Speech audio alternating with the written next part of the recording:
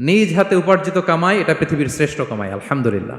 পরিশ্রমের মাধ্যমে যে উপার্জন, এটাকে ইসলাম আমাদেরকে উৎসাহিত করে। শুধু নামাজ, রোজা, জিকির এগুলো নিয়ে ইসলাম আমাদেরকে পড়ে থাকতে বলেনি।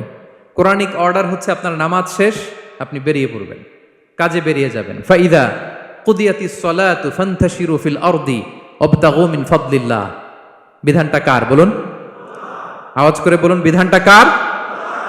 এটা কোরআনিক ভার্ডিক্ট, কোরআনের বিধান। নামাজ শেষ, গোল হয়ে বসে জিকির করতে বলা নাই আল্লাহ। আল্লাহ বলেছে ফান্তাশিরু ফিল আরদ ওয়াবতাগু মিন ফাদলিল্লাহ, জমিনে ছড়িয়ে পড়ো, আল্লাহ রিজিক তালাশ করো। নামাজ শেষ, বেরিয়ে যাবেন। কৃষক চলে যাবে মাঠে, শ্রমজীবী চলে যাবে ফ্যাক্টরিতে, শিক্ষকরা চলে যাবে তাদের শিক্ষা প্রতিষ্ঠানে, কর্পোরেট ওয়ার্ল্ডের লোকেরা চলে যাবে তাদের প্রতিষ্ঠানে। ডেভেলপমেন্ট করতে হবে, সিভিলাইজেশন করতে হবে। নামাজের পরে গোল হয়ে বসে থাকা চলবে